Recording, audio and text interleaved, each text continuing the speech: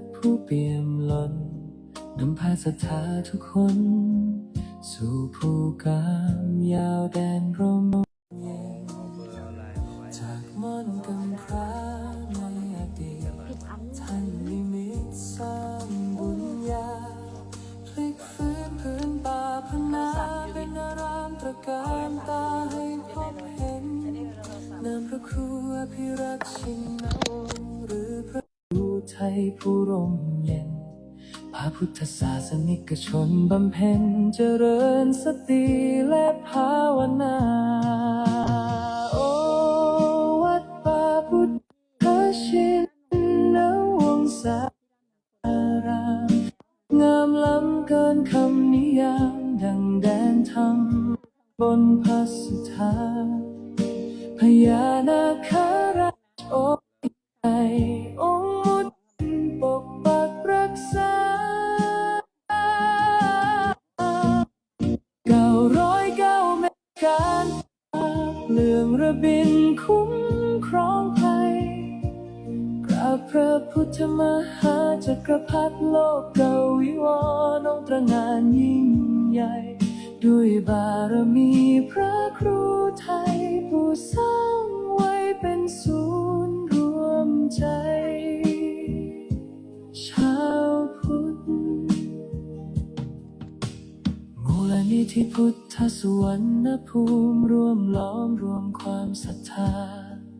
สร้างศูนย์รวมใจล้านนาให้มีที่พึ่งทางใจสูงสุดงานเผยแผ่พระศาสนาท่านทุ่มเทไม่เคยหยุดเพื่อเป็นสถานปฏิบัติวิมุตติจุดแสงสว่างกลางใจคนสัตนาคราชปกปักรักษาแดนธรรมเสียงสวดมนต์เช้าค่ำดังก้องกังวานทุกคนกุศลที่ท่านสรรสร้างยังรากลึกในใจชนเป็นบุญตาบุญกุศลที่ได้มาย่นเยือนพะเยาโอวัดป่าพุทธชินวงศารามงามล้ำเกินคำนิยามดังแดนธรรมบนพระสุธาพญานาคราชโอบเขาใหญ่องค์มุจลินปกปักรักษา909 เมตรการตาเลื่องระบินคุ้มครองภัยกราบพระพุทธมหาจักรพรรดิโลกเกวิวรณ์องค์ตระหง่านยิ่งใหญ่ด้วยบารมีพระครูไทยผู้สร้างไว้เป็นศูนย์รวมใจชาวพุทธกราบเท้าด้วยศรัทธาพระครูอภิรักษ์ชินวงศ์เจตนารมณ์ท่านมั่นคงสืบสานธรรมตลอดไปวัดป่าพุทธชินวงศารามศูนย์รวมศรัทธาแห่งชาวไทย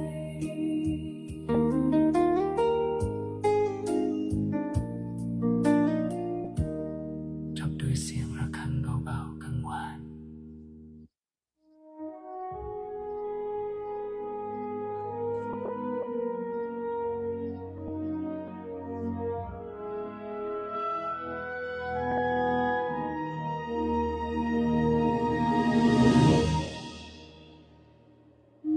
ดินแดนพะเยาเมืองขุนเขาและสายน้ำมีเรื่องราวความดีงามจารึกไว้ในใจชนจากความตั้งใจมั่นของพระเถระผู้เปี่ยมล้นนำพาศรัทธาทุกคนสู่ภูกามยาวแดนร่มเย็น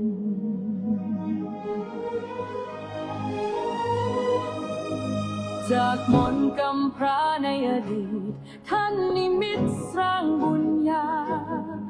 พลิกฟื้นพื้นป่าพนาเป็นอารามตระการตาให้พบเห็นนามพระครูอภิรักษ์ชินวงศ์หรือพระครูไทยผู้ร่มเย็นพาพุทธศาสนิกชนบำเพ็ญเจริญสติและภาวนา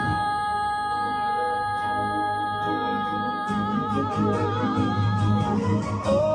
วัดป่าพุทธชินวงศารามงามล้ำเกินคำนิยามดังแดนธรรมบนพระสุธาพญานาคราชโจบเขาใหญ่ยงมุนจลินปกปักรักษา909เมตรการตาเรื่องระบินคุ้มครองภัยกราบพระพุทธมหาจักรพรรดิโลกวิวรณ์องค์ตระหง่านยิ่งใหญ่ด้วยบารมีพระครูไทยผู้สร้างไว้เป็นศูนย์รวมใจชาวพุทธมูลนิธิพุทธสุวรรณภูมิร่วมล้อมรวมความศรัทธาสร้างศูนย์รวมใจล้านนาให้มีที่พึ่งทางใจสูงสุดงานเผยแผ่ประสาทท่านทุ่มเทไม่เคยหยุดเพื่อเป็นสถานปฏิบัติวิมุตติจุดแสงสว่างกลางใจคน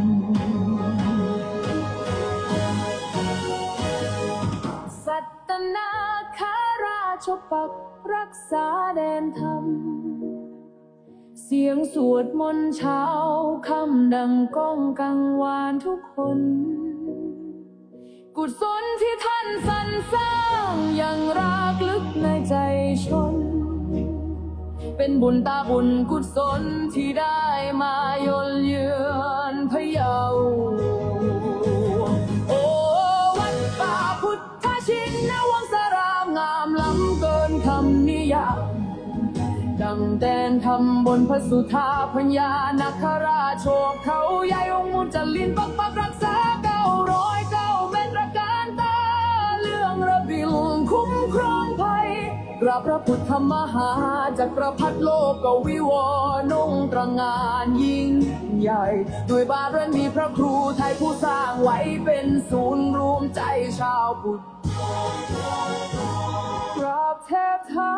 ด้วยศรัทธาพระครูอภิรักษ์ชินวงศ์เจตนา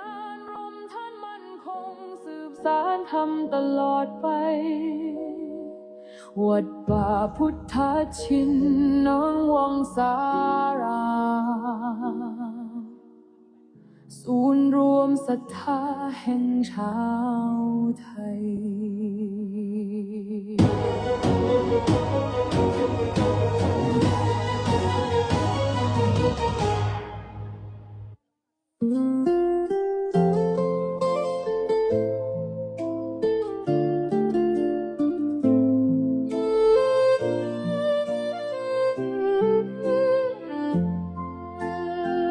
น้อมจิตกราบลง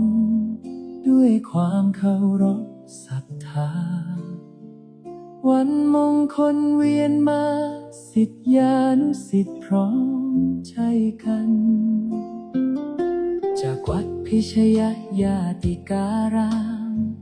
แสงธรรมส่องสว่างงามถึงมอนพญานาคราชวัดป่าพุทธชินวงศารามดินแดนล้านนาพะเยาพระครูไทยผู้เปลี่ยนด้วยความเมตตาสร้างสรรค์จันลงศาสนานำพาสิทธิ์ก้าวเดินไปมูลนิธิพุทธสุวรรณภูมิที่ท่านได้สืบสานเป็นศูนย์รวมแห่งศรัทธาและงานสืบทอดพระพุทธศาสตร์ยิ่งใหญ่สิริอายุวัฒนะวันเกิดพระครูไทย6 เมษายนมหามงคลชัยน้อมใจกราบวันทาน้อมมุทิตาสักการะพระครูพิรักษ์ ชินวงศ์ขอพระเกียรติยศดำรงพระธรรมนำใจทุกแห่งหนขอคุณพระศรีรัตนตรัยคุ้มครองและบันดาลดลให้ท่านปราศจากโรคาภัยพานชนเป็นร่มบุญของปวงชนตลอดกาลพระผู้สร้างผู้ให้ด้วยใจที่บริสุทธิ์นำพาชาวพุทธให้หลุดพ้นจากความมืดมน ขอความนอบน้อมในพระรัตนตรัยอันมีคุณพระพุทธคุณพระธรรมคุณพระสงฆ์ขอถวายความอาลัยในหลวงพ่อเจ้าประคุณสมเด็จพระพุทธชินวงศ์องค์อดีตเจ้าวาดวัดพิชัยญาติขอความสุขความสวัสดี จงบังเกิดมีแก่ญาติโยมญาติธรรมลูกหลานหม่นมหาจักรพรรดิทุกท่านทุกคนที่ได้มาสวดมนต์ในค่ำคืนนี้ค่ำคืนนี้เป็นค่ำคืนที่2099ตรงกับวันอาทิตย์วันที่7มิถุนายน2569ในค่ำคืน1 ทุ่มวันนี้นำท่านทั้งหลายได้มาสวดมนต์เบื้องหน้าท้าวเวสสุวรรณจตุมหาราชนาคิรีพิทักษ์ก็เนิ่นนานวันมาพอสมควรไม่ค่อยจะได้มานั่งสวดตรงนี้เพราะว่าเข้าฤดูฝนส่วนใหญ่ก็จะสวดในถ้ำวันนี้ฝนไม่ตกก็ได้นำท่านทั้งหลายมาสวดมนต์ด้านหน้าท้าวเวสสุวรรณเพื่อจะให้พวกเราได้อธิษฐานทันใจมีผู้คนมากมายที่เดินทางมาขอพรมาอธิษฐานและสำเร็จกลับไปจะมีใครสักกี่คนที่มาสวดมนต์ให้กับท่านนั้นพระสงฆ์องค์สมณเณรวัดวงสารามก็จะมีการสวดมนต์แต่ละจุดแต่ละสถานธรรมของวัดนะนั้นคืนนี้ก็นำท่านทั้งหลายสวดมนต์เบื้องหน้าท้าวเวสสุวรรณที่ผู้คนมากมายรู้จักกันนั้นก็คือมหาเทพทันใจนะใครมาที่นี่อธิษฐานอะไรสำเร็จทันใจนะเมื่อคืนนี้ก็จะนำท่านสวดเมื่อคืนไม่ได้นำสวดเมื่อคืนเพราะติดศาสนกิจคณะช่างกว่าจะเสร็จก็ประมาณเกือบ4 ทุ่มเมื่อคืนนี้จากนั้นเคลื่อนที่นะก็ได้ไปช่วยเหลือชีวิตป่านะเสร็จกี่โมงหลวงพ่อบ้านเมื่อคืนตีได้ออกโรงทานแจกโรงทานให้กับญาติโยมทุกสารทิศทุกวันเสาร์วันอาทิตย์นะช่วงเดือนมิถุนายนนี้ก็ยังไม่มีกิจกรรมอันใดเราก็จะไปพบกันที่วัดพิชัยญาติในการสวดมนต์ประจำเดือนมิถุนายนกับเดือนกรกฎาคมพระอาจารย์คงจะสวดเดือนมิถุนายนนะเดือนกรกฎาน่าจะไม่ได้ไปสวดเพราะเดือนมิถุนายนนี้กำหนดวันที่28นะญาติโยมที่ติดตามในการสวดมนต์บนมหาจักรพรรดิ108 จบที่กรุงเทพมหานครก็ทราบกันในวันนี้นะเพราะเดือนกรกฎาคมเป็นเดือนที่ทางวัดนั้นจัดพิธีบรรพชาอุปสมบทถวายเป็นพระราชกุศลแด่พระบาทสมเด็จพระวชิรเกล้าเจ้าอยู่หัวเริ่มตั้งแต่วันที่19 กรกฎาคมถึงวันที่2 สิงหาคมอาจารย์มาดูวันเวลา2 คืน 3 วันนะมาปฏิบัติธรรมช่วงวันเข้าพรรษาและในวันอาสาฬหบูชาก็จะมีการเททองหล่อเสียรของพระวิสุทธิเทพอีกอันนี้ก็แจ้งในค่ำคืนนี้เพราะวันพรุ่งนี้เป็นวันพระ พรุ่งนี้เราก็จะได้สวดมนต์กันทั้งมหาจักรพรรดิและมหาสันติหลวงก็ขออนุโมทนาบุญต่อแต่นี้ขอให้พวกเราท่านทั้งหลายได้พร้อมจิตตั้งใจสวดมนต์โดยพร้อมเพรียงกัน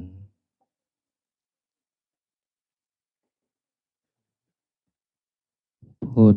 ธังชีวิตังเมปุเชมิธัมมังชีวิตังเมปุเชมิสังฆังชีวิตังเมปุเชมิพุทธังวันธามิธัมมังวันธามิสังฆังวันธามิโคอุปัชฌาย์อาจาริยคุณังวันธามิมาตาปิตุสัมมาสัมพุทธัสสะนะโมตัสสะอะระหะโตสัมมาสัมพุทธัสสะ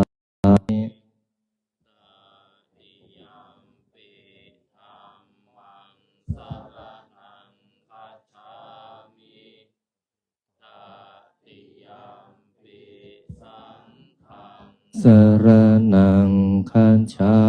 มิตติยัมปิขังสรณังคัจฉามิปานาติปาตาเวรมณีสิกขาปัฏฐานสมาธิยามิอาทินนาทานาเบรมณีสิกขาปัฏฐานสมาธิยามิกาเมสุมิจฉาจาราเวรมณีสิกขาปัฏฐานสมาธิยามิ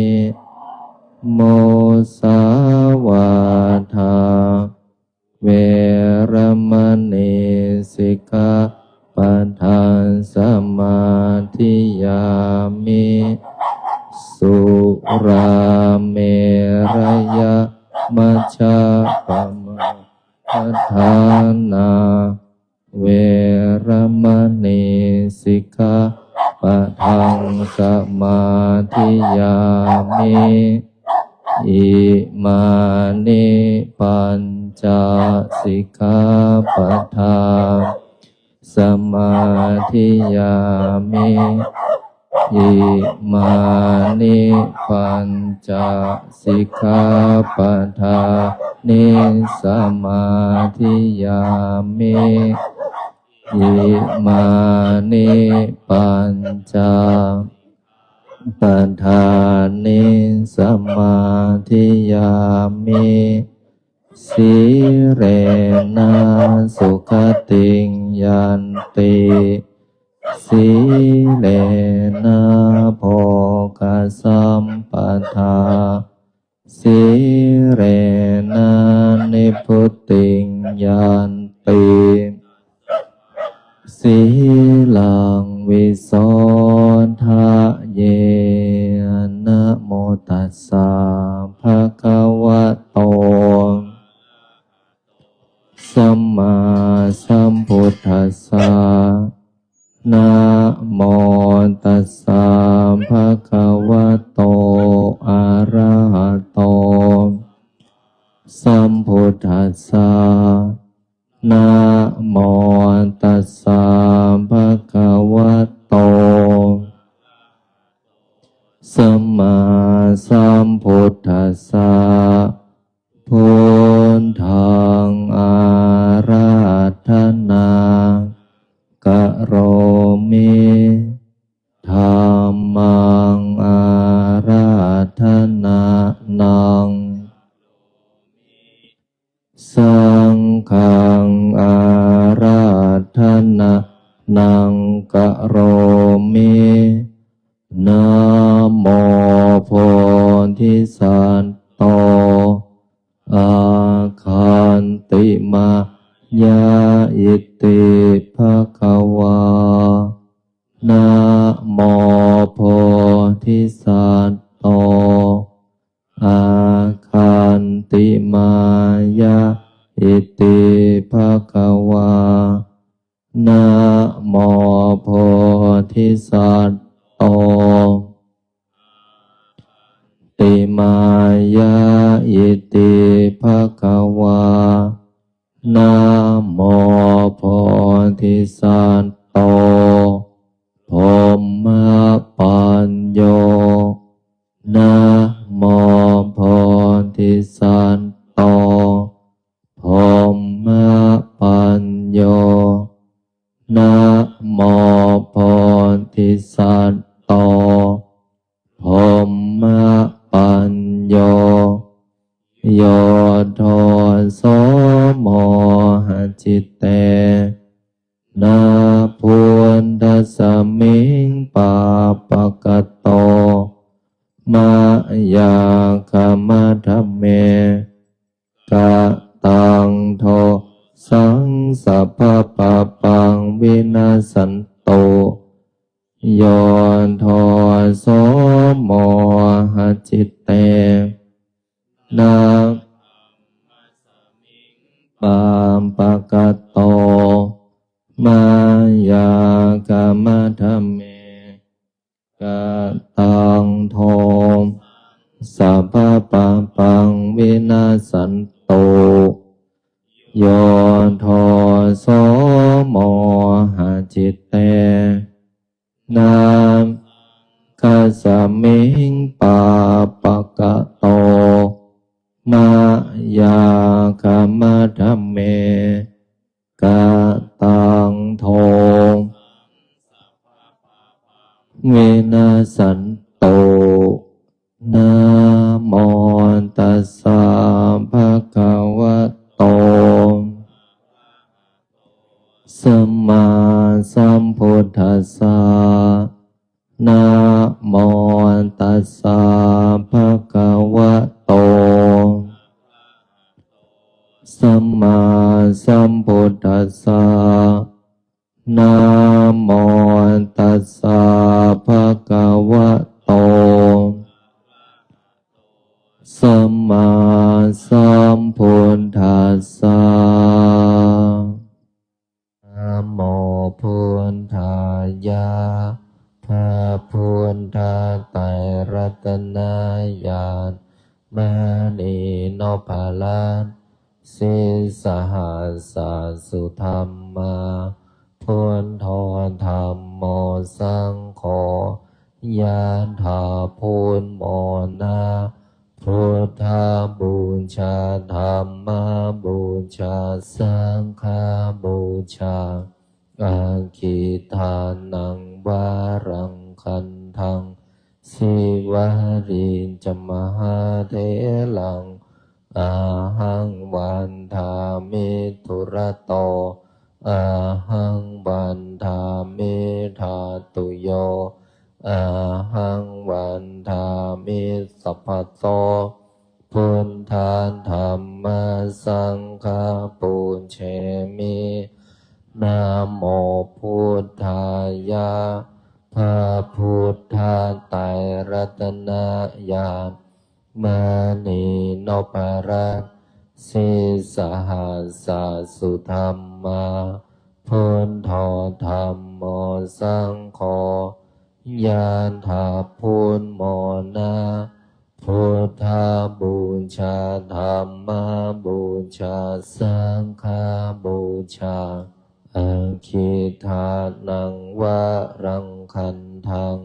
สิวาริจมหาเถลังอาหังวันทามิทุระโตอาหังวันทามิธาตุโยอาหังวันทามิสัพพะโต พุทธาธัมมาสังฆาปุญเชมินะโมพุทธายะพระพุทธไตรรัตนญาณมณีนพรัตน์สิสหัสสสุธรรมาพุทโธธัมโมสังโฆ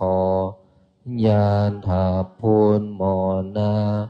พุทธาบูชาธัมมาบูชาสังฆาบูชาอาคิทานังวะรังคันทังสิวารีจมหาเถลังอาหังวันทามิธุระโตอาหังวันทามิธาตุโยอาหังวันทามิสัพพโสพุทธาธัมมาสังฆาปุญเชมินะโมพุทธายะพระพุทธไตรรัตนญาณมณีนพลักษ์สิสหัสสสุธรรมาพุทโธธัมโมสังโฆยะถาพุทโมนาพุทธาบูชาธัมมาบูชาสังฆาบูชาอาคิทานังวะรังคันทังสิวาริจมหาเถลังอาหังวันทามิธุระโตอาหังวันทามิธาตุโยอาหังวันทามิสัพพโสพุทธาธัมมาสังฆาปุญเชมินะโมพุทธายะพระพุทธไตรรัตนญาณมณีนพรัตน์สิสหัสสสุธรรมาพุทโธธัมโมสังโฆยะถาพุทโมนาพุทธาบูชาธัมมาบูชาสังฆาบูชาอาคิทานังวะรังคันทังสิวาริจมหาเถลังอาหังวันทามิธุระโตอาหังวันทามิธาตุโยอาหังวันทามิสัพพโสพุทธาธัมมาสังฆาปุญเชมินะโมพุทธายะพระพุทธไตรรัตนญาณมณีนพลักษ์สิสหัสสสุธรรมาพุทโธธัมโมสังโฆยะถาพุทโมนาพุทธาบูชาธัมมาบูชาสังฆาบูชาอาคิทานังวะรังคันทังสิวาริจมหาเถลังอาหังวันทามิธุระโตอาหังวันทามิธาตุโยอาหังวันทามิสัพพโสพุทธาธัมมาสังฆาปุญเชมินะโมพุทธายะพระพุทธไตรรัตนญาณมณีนพลักษ์สิสหัสสสุธรรมาพุทโธธัมโมสังโฆยะถาพุทโมนา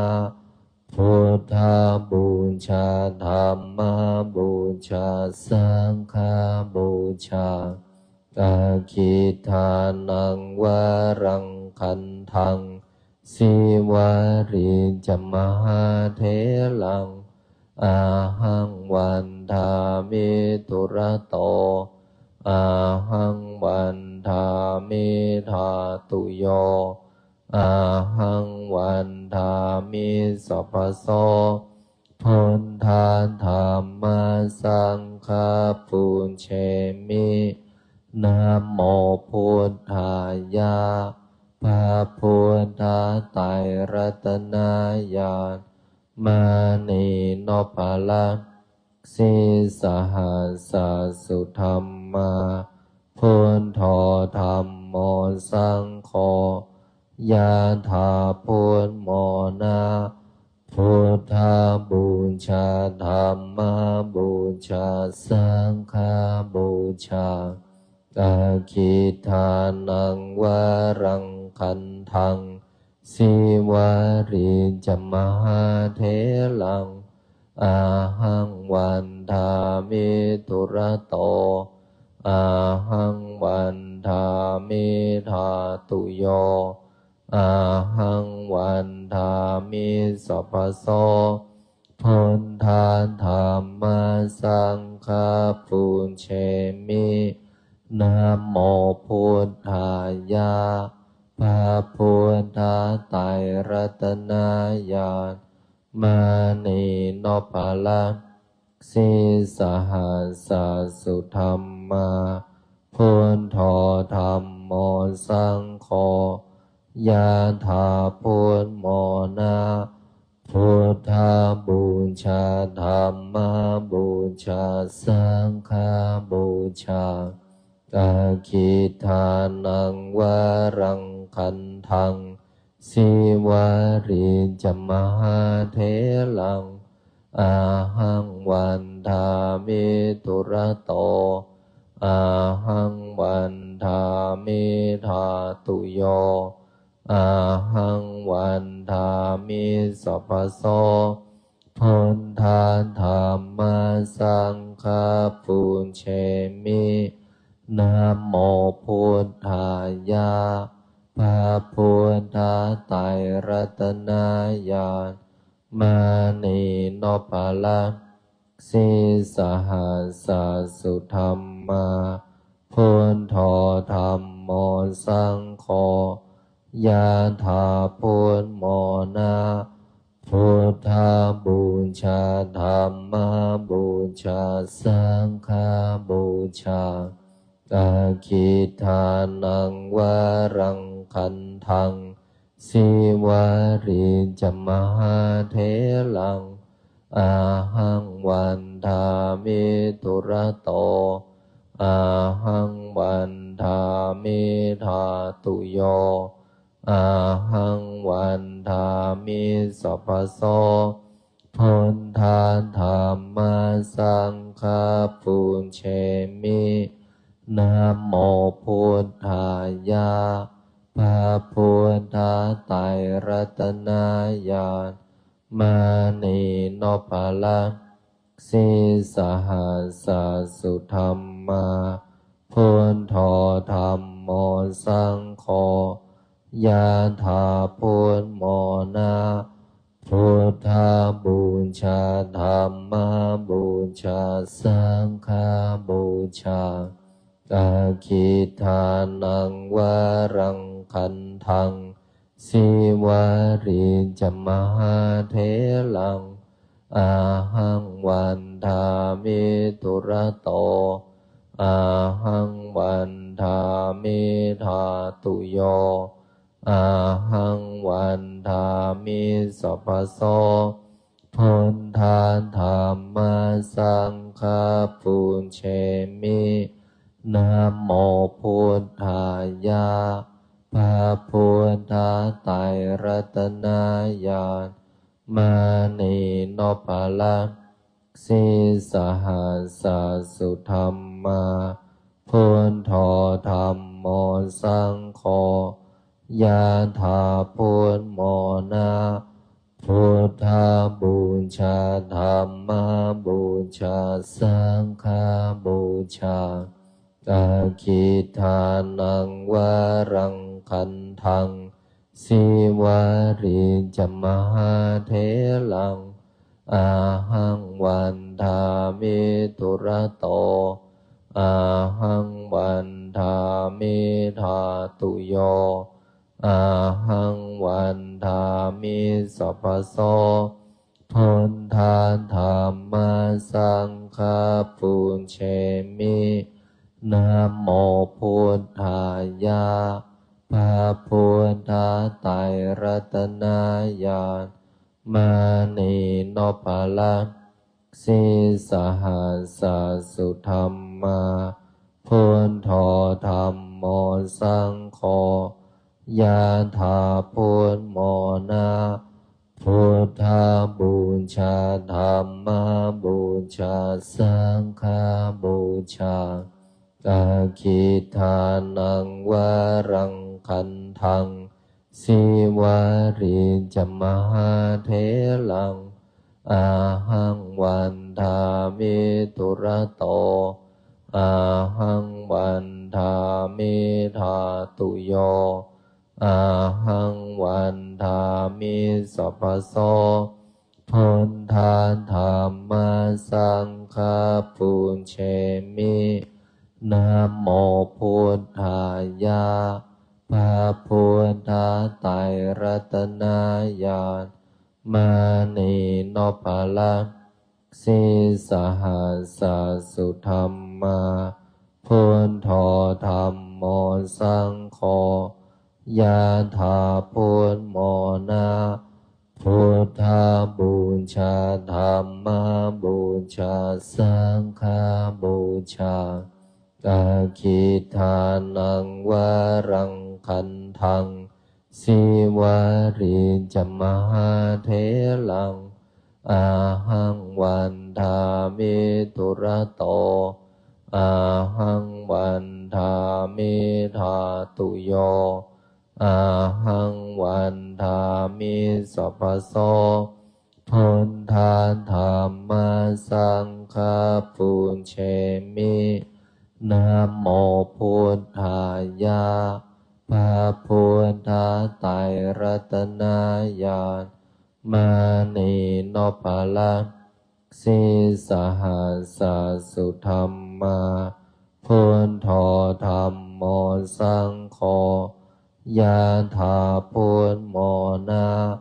พุทธาบูชาธัมมาบูชาสังฆาบูชาอาคิทานังวารังคันทัง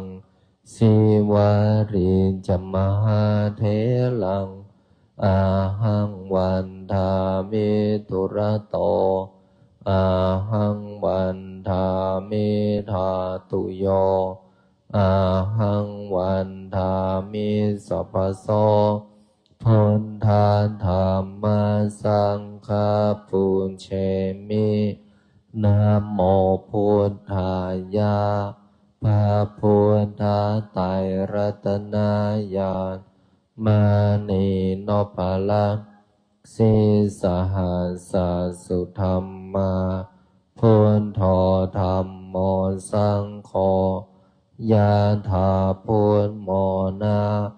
พุทธาบูชาธัมมาบูชาสังฆาบูชาอาคิทานังวารังคันทังสิวาริจมหาเถลังอาหังวันทามิตุระโตอาหังวันทามิธาตุโยอาหังวันทามิสัพพโสพุทธาธัมมาสังฆาปุญเชมินะโมพุทธายะพระพุทธไตรรัตนญาณมานีโนภาลังสีสหัสสุธรรมาพุทโธธัมโมสังโฆยะถาพุทโมนะพุทธาบูชาธัมมาบูชาสังฆาบูชาอาคิทานังวารังคันทังสิวาริจมหาเถลังอาหังวันทามิตุระโตอาหังวันทามิธาตุโยอาหังวันทามิสัพพโสพุ พุทธาธัมมาสังฆาปุญเชมินะโมพุทธายะพระพุทธไตรรัตนญาณมานีโนภาลังสีสหัสสุธรรมาพุทโธธัมโมสังโฆยะถาพุทโมนาพุทธาบูชาธัมมาบูชาสังฆาบูชาอาคิทานังวารังคันทังสิวาริจมหาเถลังอาหังวันทามิตุระโตอาหังวันทามิธาตุโยอาหังวันทามิสัพพโสพุทธาธัมมาสังฆาปุญเชมินะโมพุทธายะพระพุทธไตรรัตนญาณมานีโนภาลังสีสหัสสุธรรมาพุทโธธัมโมสังโฆยะถาพุทโมนาพุทธาบูชาธัมมาบูชาสังฆบูชาอาคิทานังวารังคันทังสิวาริจมหาเถลังอาหังวันทาเมตุระโตอาหังวันทาเมธาตุโยอาหังวันทาเมสัพพโสพุทธาธัมมาสังฆาปุ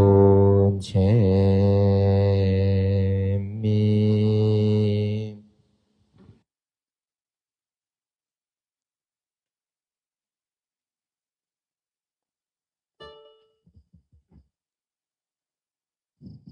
พอสมควรแก่เวลากับการสวดมนต์บทมหาจักรพรรดิต่อจากนี้ให้พวกเราท่านทั้งหลายได้เข้าสู่การทำสมาธิปรับเปลี่ยนอิริยาบถท่านั่งเท้าขวาทับเท้าซ้ายมือขวาทับมือซ้ายตั้งตัวให้ตรงตัวตรงหน้าตรงหลังตรงคอตรงปิดวาจาไม่พูดไม่คุยพระสงฆ์สามเณรรูปใดที่อยู่หลังพระเวสสุวรรณให้ปิดวาจาให้ตั้งจิตอยู่ที่ลมหายใจหายใจเข้าลึกๆ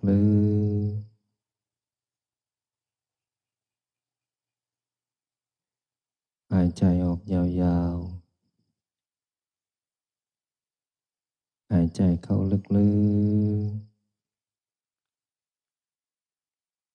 หายใจออกยาวๆ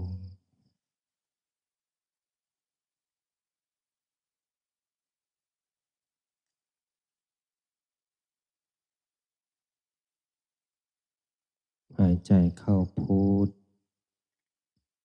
หายใจออกโทอยู่กับลมหายใจไม่เพ่งไม่เก่งวางจิตให้สบายสบายไม่ส่งจิตไปในที่หนึ่งที่ใดจิตอยู่กับลมหายใจหายใจเข้าพุทหายใจออกโทพุทโธพุทโธพุทโธจนจิตตั้งมั่นเมื่อจิตสงบนิ่งจิตผ่อนคลายจิตไม่วิตกกังวลเมื่อจิตสงบนิ่งจิตก็เป็นสมาธิที่ตั้งมั่น ในอารมณ์ที่เป็นสมาธิ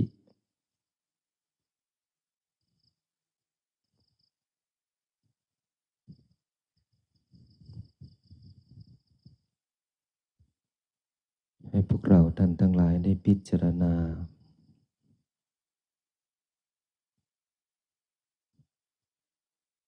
จิตที่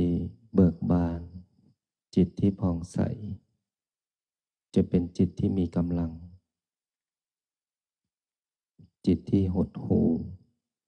จิตที่เบื่อหน่ายจิตที่เศร้าหมองก็เป็นจิตที่ไร้กำลังพวกเราท่านทั้งหลายใช้ชีวิตอยู่กับหน้าที่อยู่กับงานอยู่กับความคิดถ้าเราไม่ฝึกจิต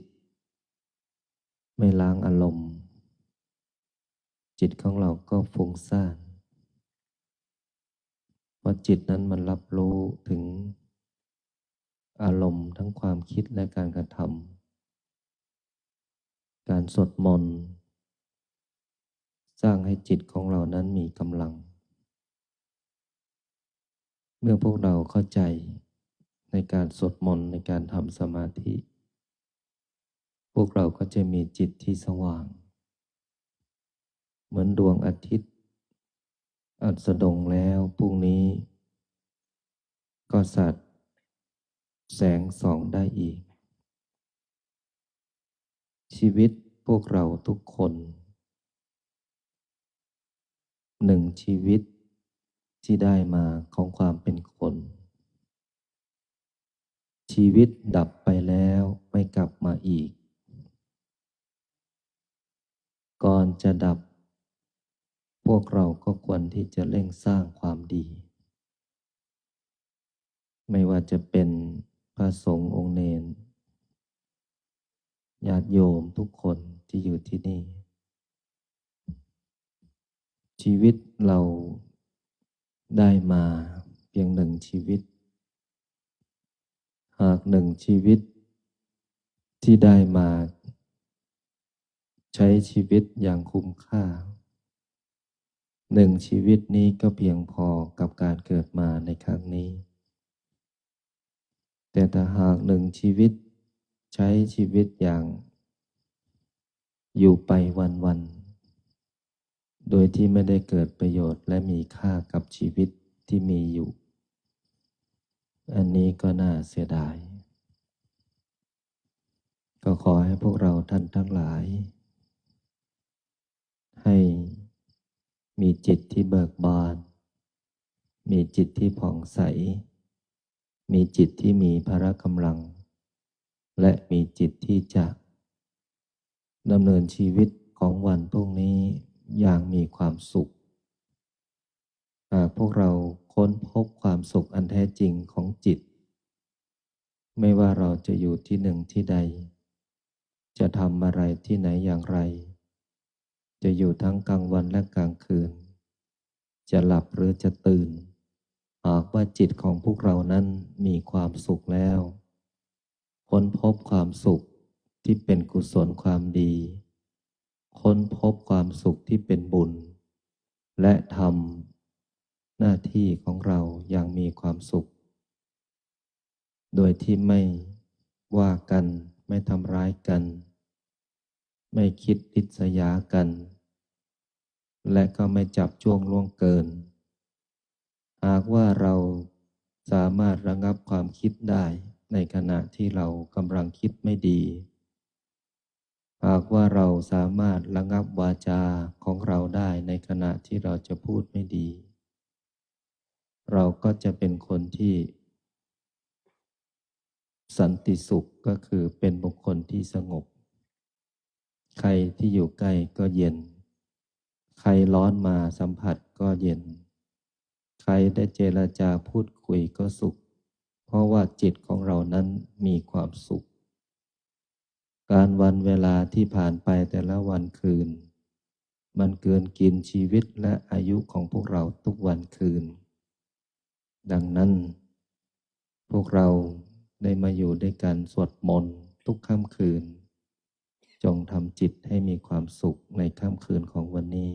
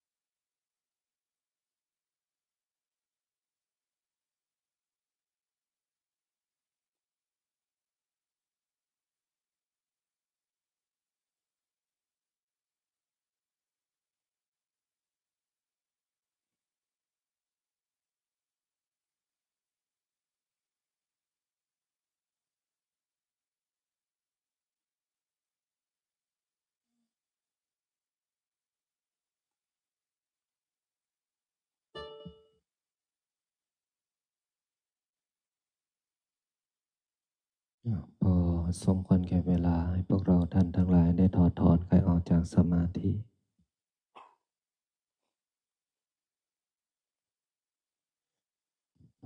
ตั้งใจแผ่เมตตากรวดน้ำบทพลิกชีวิตตั้งนะโมพร้อมกัน3 จบนะโมตัสสะภะคะวะโตอะระหะโตสัมมาสัมพุทธัสสะนะโมตัสสะภะคะวะโตอะระหะโตนะโมตัสสะภะคะวะโตสัมมาสัมพุทธัสสะ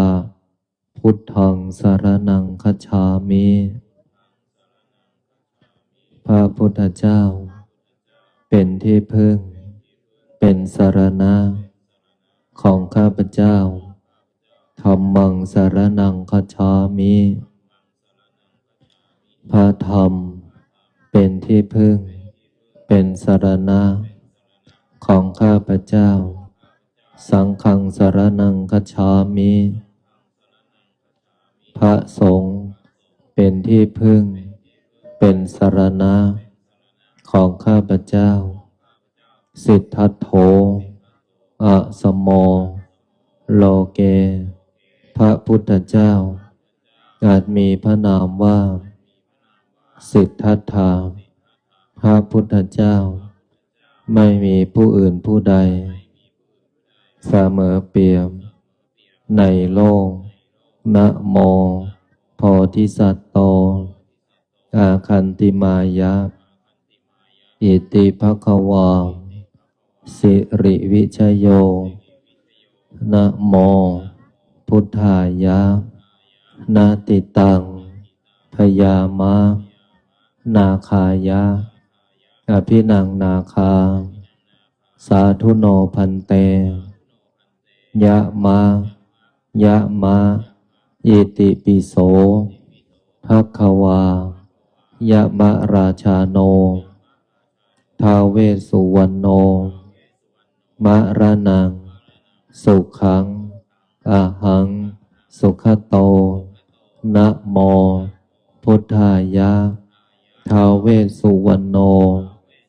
จาตุมหาราชิกายัคขพันตาทัตภูริโตเวสสาภุสาพุทธังอรหังพุทโธท้าวเวสสุวรรณโนนะโม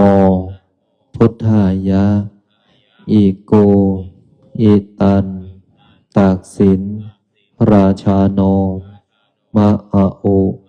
นะโมพุทธายะนามาพัทธาจาภกัสสะอิสวาโสนะชาลิติอิมินากตะปุญเยนะด้วยอำนาจบุญกุศลที่เกิดจากการให้ทานรักษาศีลปฏิบัติธรรมสวดมนต์บทมหาจักรพรรดิทำสมาธิแผ่เมตตากรวดน้ำบทพลิกชีวิตในค่ำคืนนี้ขอน้อมถวายเป็นพุทธบูชาธรรมบูชาสังฆบูชาและขอน้อมถวายแด่ครูบาอาจารย์อันมีหลวงปู่ทวดสมเด็จพระพุทธาจารย์โตพรหมรังสีครูบาเจ้าศรีวิชัยนักบุญแห่งล้านนาหลวงปู่ดูเจ้าของมนต์มหาจักรพรรดิหลวงพ่อเกษมหลวงพ่อคูณหลวงพ่อเจ้าประคุณสมเด็จพระพุทธชินวงศ์สมศักดิ์อุปสมะมหาเถระองค์อดีตเจ้าอาวาสวัดพิชัยญาติทุกรูปและหลวงตามาเป็นที่สุดและขออุทิศน้อมถวายเป็นพระราชกุศลแด่ดวงทิพวิญญาณของอดีตบุรพมหากษัตริย์ไทยทุกพระองค์ทุกสมัยและขอน้อมถวายเป็นพระราชกุศลแด่พระบาทสมเด็จพระวชิรเกล้าเจ้าอยู่หัวพระบรมวงศานุวงศ์ทุกพระองค์และขออุทิศน้อมถวายเป็นพระราชกุศลแด่ดวงทิพวิญญาณของสมเด็จพระนางเจ้า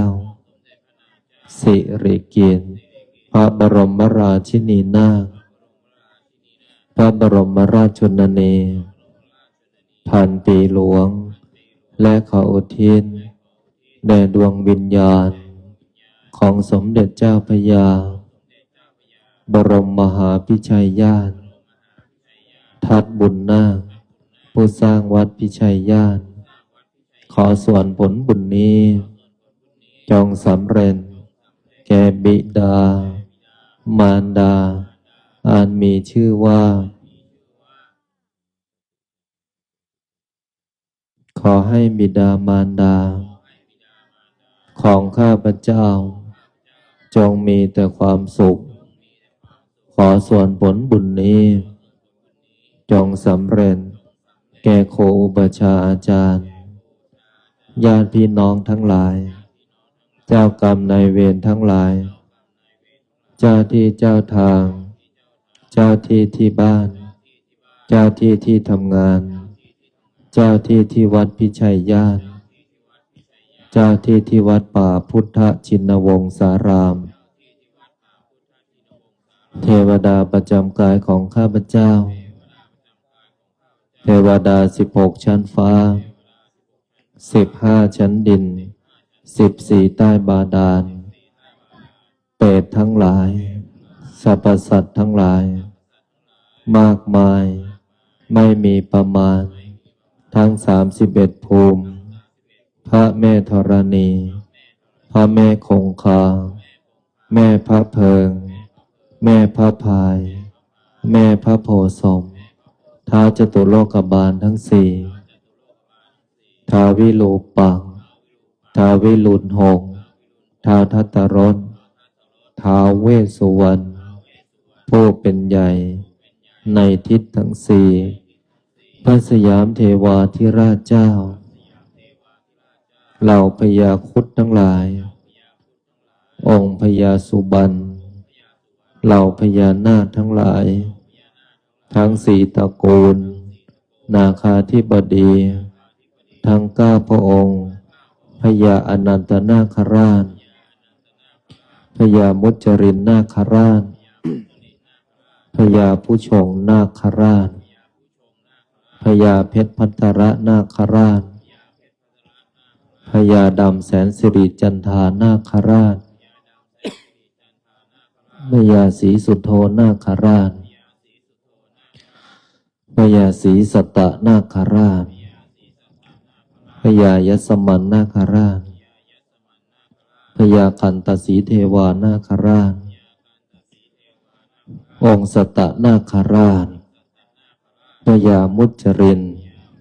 ณสถานที่แห่งนี้วิรูปักโขนาคาธิบดี องค์ญาณุปเกศ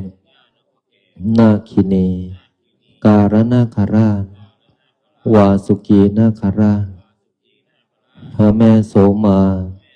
ศรีวิกานาคเทวีพญาธุมะสิกขีนาคราชพญาสุวรรณนาคราชเหล่าพญานาคทั้งหลายเหล่าพญางูทั้งหลายองค์พญางูเผือก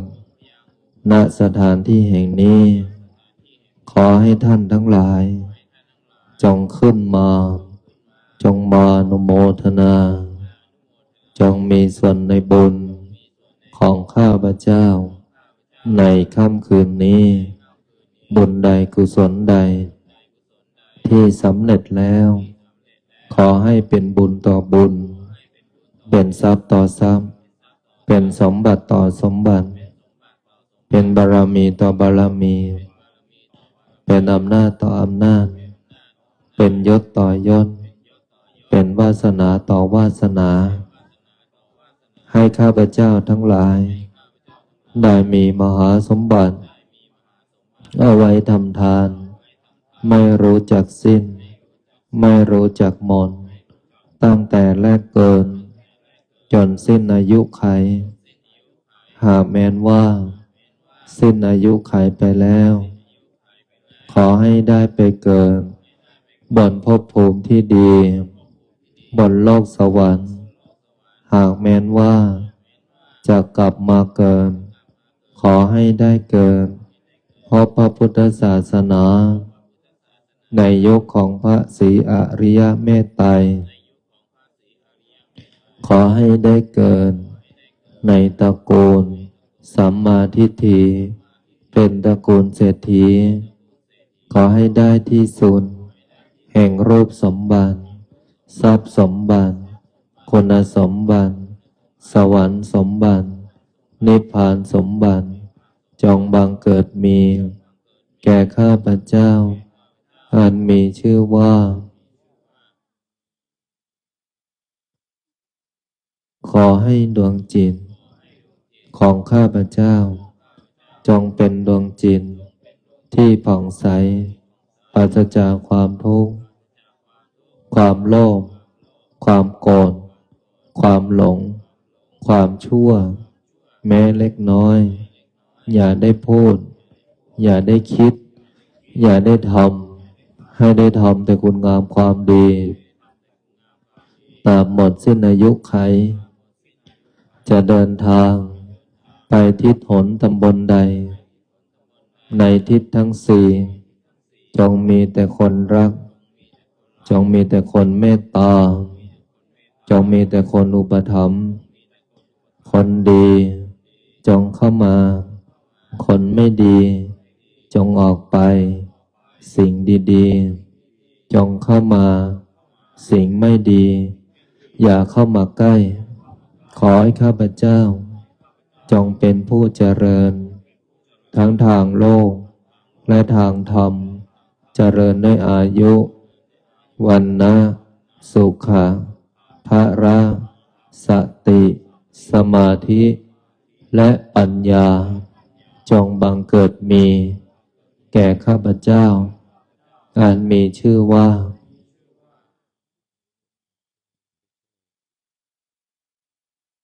บุญใดกุศลใดที่สำเร็จแล้วจงส่งผลให้ข้าพเจ้าจะกระทำการงานสิ่งใดในพื้นปัตตภีนี้ไม่ว่าบนบกในน้ำในอากาศขอการงานสิ่งนั้นจงพันสำเร็จคำว่าไม่ได้คำว่าไม่มีคำว่าขัดข้องอุปสรรคใดๆปัญหาใดๆต่อการดำเนินชีวิตการงานการเงินบริวารสุขภาพโรคร้ายโรคเวรโรคกรรมที่รักษาไม่หายจงมารายหายสูญจากตัวของข้าพเจ้าขอให้คำอธิษฐานจิตกรวดน้ำบทพลิกชีวิตในค่ำคืนนี้จงมีฤทธิ์มีเดชมีอานุภาพทันตาเห็นติดตัวตามข้าพเจ้าไปทุกภพทุกชาติตราบกระทั่งเข้าสู่พระนิพพานนิพพานะปัจจโยโหตุตั้งใจกรวดน้ำด้วยบทอิมินาเป็นภาษาบาลีพร้อมกันนะอิมินาบุญญากรรมเมนะโหปัจจายากุโนดาราจาริโยปการาจามตามอสุริโยจันติมาราชาคุณาวันดานาราปิจามตาจารโรกปาราจันเทวตายาโมมิตามนุนจันตเวริกาปิจาสัมเพสัตตาสุขิหนโตบุญญาณิมสุขังจันติเวทังเทนโตคิปังปาเปทาโวมาตังอิมินาบุญญาโหติเสนาจักิปะหันสุราเพเจวะตานุปาทานาเจทานังเยสันตาเนโตมามานาสันตุสัพพะทาเยวายาถาชาโตภาเวภาเวอุชุสันเรโควิริยามินามาราราพันตุโนกาสังคาตุนจาม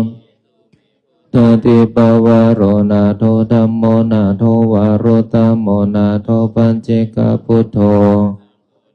ตโรมามันเตโสตมานุภาเวนะมาโรลาพันโตมาสัมเพพุทธาสัมเพธรรมสัมเพสังฆามพลัมปัตตามปันพรังอรหันตานันจะเตเชนารังพันธามิสัมพันโสสัมเพพุนสัมเพธรรมาสัมเพสังฆาภรัปปัตตามปันกานันจะยังพรังอรหันตานันเชนาราคัมพันอิสัมปัสโสสัมเพพุทธาสัมเพธัมมา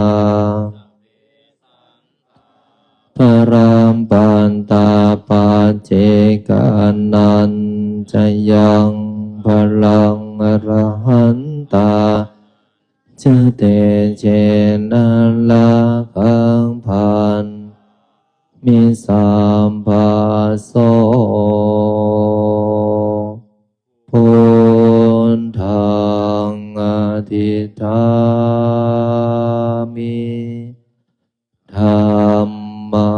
งอธิษฐามิสังฆังอธิษฐามิ ขออำนาจบุญกุศลที่เกิดจากการสวดมนต์บทมหาจักรพรรดิทอมสมาธิแผ่เมตตากวดน้ำบทพลิกชีวิต ในค่ำคืนของวันนี้ บุญใดกุศลใดที่สำเร็จแล้วจงประสิทธิประทานพร ให้ลูกหลานหม่นมหาจักรพรรดิทุกคนทุกท่านตลอดถึงญาติโยมณสถานที่แห่งนี้